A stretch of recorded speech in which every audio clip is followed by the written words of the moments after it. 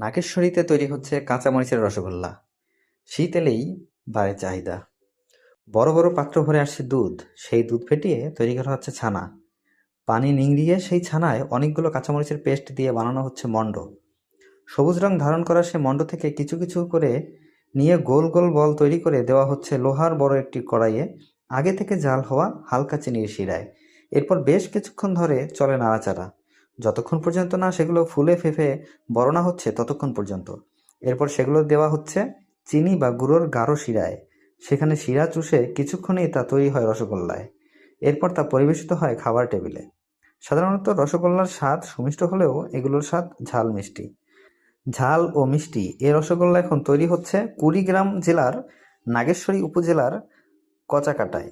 ধীরে ধীরে বাড়ছে এর প্রচার ও প্রসার।